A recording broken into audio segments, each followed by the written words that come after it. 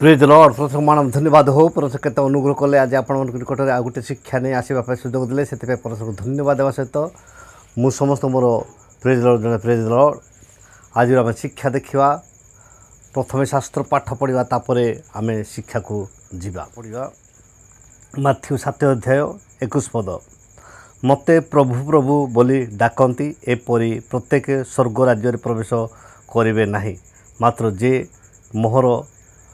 स्वर्गस्थ पिता इच्छा साधन करे से प्रवेश कर प्रभु ये पढ़ते वाक्य उपर आम समस्त को आशीर्वाद करूँ आम ये देखुचु जे मते प्रभु प्रभु बोली डाकती एपरी प्रत्येक स्वर्ग राज्य प्रवेश करेंगे नहीं मात्र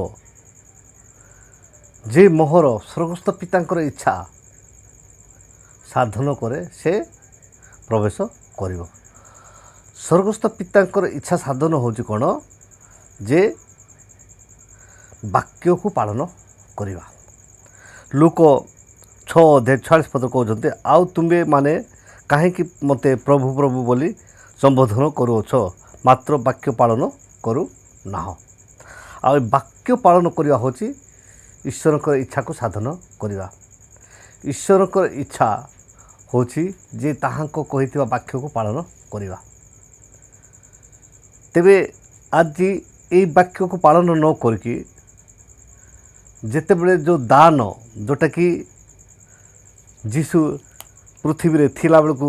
से शिष्य मान कौन करते दान देते आउ से दान को पाइला पर से दान को दर्प करके से उपरे आउजी पड़ी से उपरे निर्भर करके आउ जो माने आगो को जाउछंती से मान को कहले मु तुमको जानी नहीं आम तुम नाम यहाँ कलु से कलु बोल तुम कहले भी मुझे शुणबी ना माथ्यू 7:22 कहे से ही दिन अनेक मत कहे हे प्रभु आमे मान कि तुम नाम भाववाणी कहलु ना पुणी तुम नाम कि भूत मान को छड़ाइलु ना आ तुम नाम कि अनेक शक्तिर कार्य कलु ना ये आश्चर्य कर्म गुड़ाक सेठी कौन सी प्रकार कार्य हेब ना जेहेतु यहाँ कौन दान एटा जिते दान प्रथम देले जे तुम बिना मूल्य पाइछ बिना मूल्य लोक मान को दान कर दान को केबे गणित करा जाए ना ये जो दान गुड़ाक माथ्यू 10:8 पद लिखाई पीड़ित मान को सुस्थ कर मृत्यु मान को उठाओ कुष्ठी मान को सूची कर भूत मान को छड़ाओ तुम्हें माने बिना मूल्य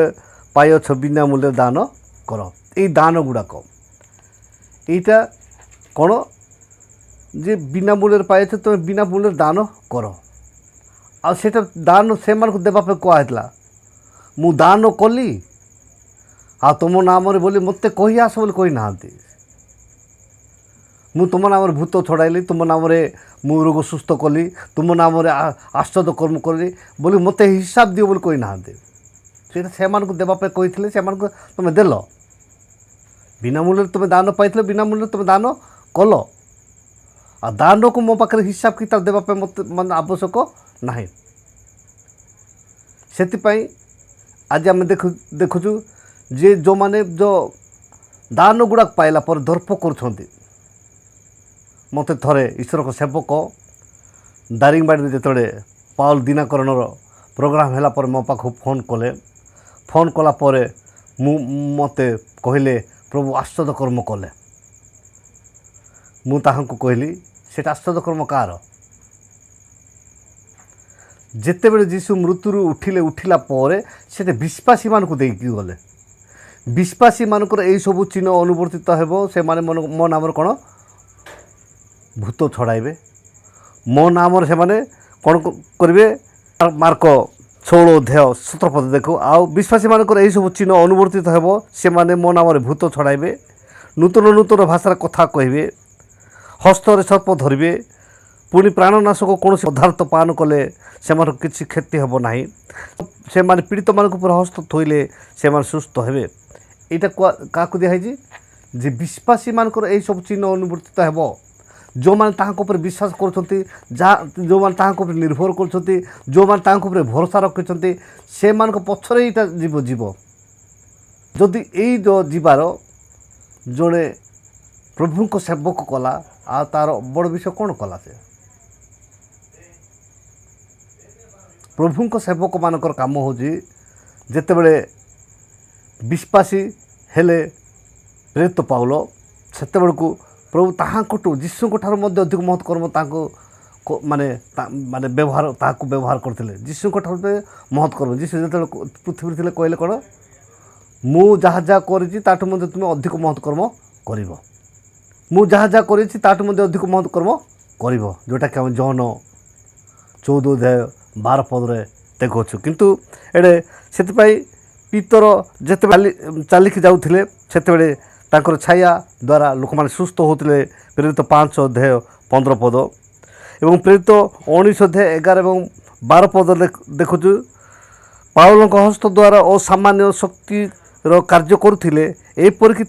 देहरु रुमाल किंबा गामुछा रोगी मान निकट को अणा जाते से ठारू रोग छाड़ी जाऊला और दुष्ट आत्मा गुड़ाक बाहरी जाऊले एवं ये जो आश्चर्य कर्म ये गुड़ाक है आ मत पुरस्कार दियो मु तुम राज्यर अधिकारी हेबी एटा आमर नुहे एटा आमर प्रभुंकर दान यहाँ हूँ बर दान जोटा कि 9टी दान से देते जोटा कि आम करंती मंडली रे आम देखु प्रथम करंती 12 अध्याय 8 ରୁ 11 लिखाई 9 गोटी दान क्या माने भिन्न भिन्न दान देइछन्ते आत्मा को दान गुड़ाक आ से अनुसार लोक मैंने व्यवहारित होउछन्ते ईश्वर को राज्य निमंते से प्रथम जहन 5 अध्याय 3 पद लिखा जाए कारण ईश्वर को प्रेम करने अर्थ ताहाको आज्ञा पालन करवा आउ ताहाको आज्ञा सबू भार स्वरूप नुहे से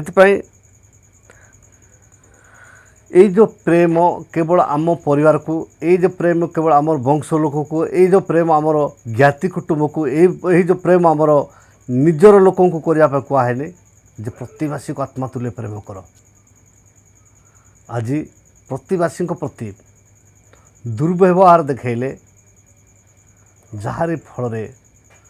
जो पाप को घंट गुड़े रखा जाता सेटा पाप परिप्रकाश है जहाँकि आम देखुचु बजेन्द्र सिंह प्रेम बहुल पाप को आच्छादन करे आ से प्रेम प्रभु को प्रेम करूँ प्रेम देखते किंतु जेतेबेले तांकर प्रतिवासी प्रति से अत्याचार करने आरंभ कले जे प्रतिवासी संतान प्रति से जेतेबेले फिंगी देइछंती एवं जेतेबेले से भौणी को प्रति से अटैक करिछंती सेतेबेले जोटा तार पाप को घुड़ा होता सेटा पाप बाहरला एटा जागतिक भाव में चिंता कले ए विषय चिंता करूँ से प्रेम बहुल पाप को आच्छादन करे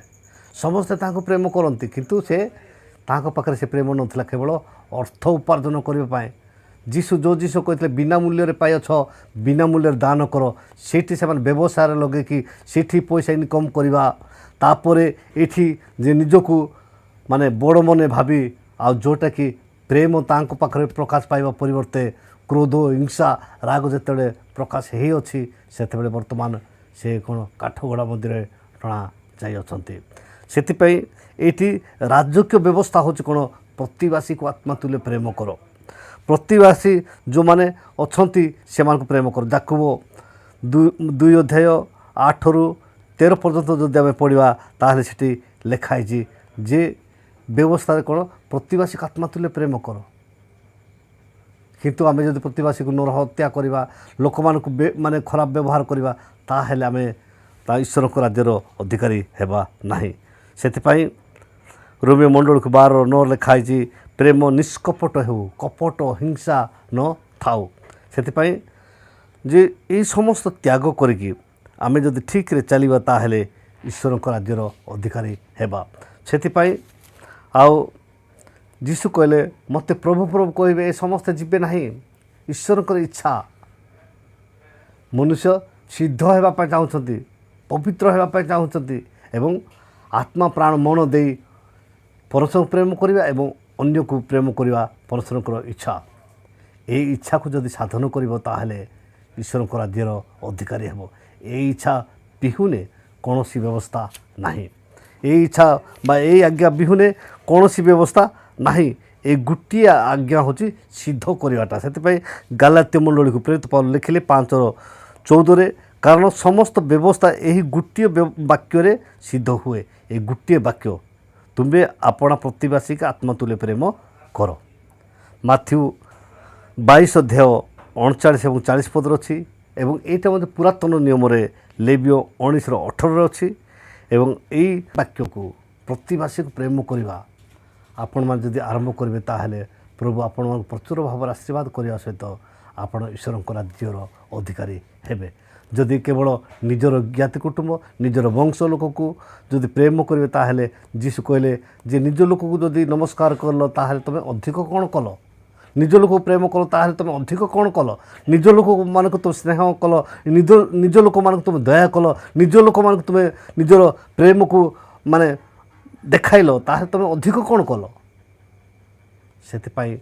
ଆମେ ଅନ୍ୟକୁ ମଧ୍ୟ ନିଜ ଶରୀର ସଦୃଶ ପ୍ରେମ କରିବା ଦରକାର। ନିଜର ବଂଶ ଲୋକକୁ ମାନେ ପ୍ରେମ କରିବା ସଦୃଶ ପ୍ରେମ କରିବା ଦରକାର। ନିଜର ଜ୍ଞାତି କୁଟୁମ୍ବ ଲୋକଙ୍କୁ ଯେମିତି ପ୍ରେମ କରୁଛୁ ସେହି ପ୍ରକାର ପ୍ରେମ କରିବା ଦରକାର। ତେବେ ପ୍ରଭୁ ଠିକ୍ ସମୟରେ ଆମକୁ ଆଜିର ଏହି ଅଳ୍ପ ଶିକ୍ଷା ଉପରେ ପରମେଶ୍ୱର ଆମ ପ୍ରତ୍ୟେକଙ୍କୁ ଆଶୀର୍ବାଦ କରନ୍ତୁ। ରହିଲି, ନମସ୍କାର, ପ୍ରେଜ୍ ଦ ଲର୍ଡ।